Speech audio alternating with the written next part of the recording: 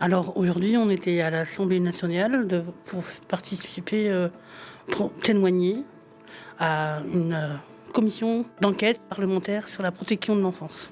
On était là pour aider la commission d'enquête à mettre des mots sur certains dysfonctionnements. Ils entendent beaucoup parler de manque de moyens, de manque de formation, de problèmes de gouvernance, d'articulation État-département. Tout ça, c'est des problèmes qui sont réels.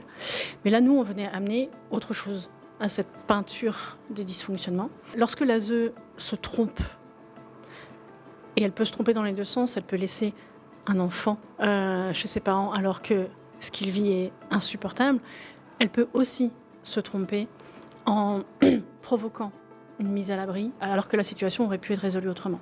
Et donc on venait amener cette réalité-là de la façon la plus constructive possible et en essayant d'expliquer comment on peut en arriver là. Et notamment, on a parlé de la façon dont les pratiques éducatives en milieu populaire, par exemple, peuvent être disqualifiées par les travailleurs sociaux sans qu'ils fassent exprès du tout, sans accuser une profession, sans taxer les gens de malveillance. Ce sont des choses inconscientes, mais qui existent et on a le droit de les dénoncer quand même. C'est important qu'ils aient la voix des parents. Les parents qui vivent cette situation-là tous les jours et qu'on a de l'expérience, on sait comment ça fonctionne. On sait qu'il y a des choses qui ne fonctionnent plus et que malgré tout, ça fait des années que ça reste comme ça et il faut que ça change à l'heure d'aujourd'hui. Beaucoup de parents n'ont pas connaissance de la totalité du rapport remis au juge. On leur parle peu avant l'audience et ils n'ont jamais le rapport écrit. Ils peuvent aller au tribunal en prenant rendez-vous avec la greffière, mais ils n'ont pas le droit d'une copie ou de faire une photo. Pendant l'audience, il y a beaucoup d'émotions. On ne peut pas s'exprimer quand on découvre le rapport des professionnels avec des choses négatives dedans. Et on se sent dévalorisé, désespéré ou révolté sans oser le montrer parce qu'on a compris que tout pouvait se retourner contre nous. Dans l'idéal, on voudrait que ce rapport soit écrit ensemble, mais on se demande si c'est possible de le demander.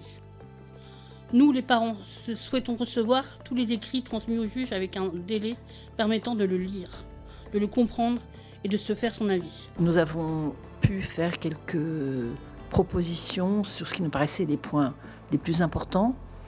On a dit que, au-delà des difficultés éducatives, la pauvreté, en particulier par exemple les conditions de logement indigne, avaient des conséquences sur la vie familiale et qu'il fallait absolument pouvoir aider les familles en complément de ce qui est éducatif.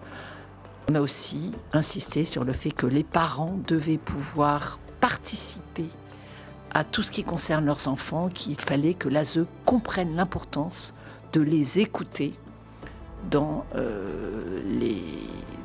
tous les besoins fondamentaux de l'enfant, les difficultés et les remèdes. Si ce qu'a dit Gaëlle aujourd'hui magnifiquement peut amener à changer le point de vue des membres de la commission, on ne les connaît pas, ces points de vue, ils ont été très agréables avec nous aujourd'hui, mais on ne connaît pas leur point de vue, eh bien c'est vraiment la restauration du pouvoir d'agir et c'est fondamental.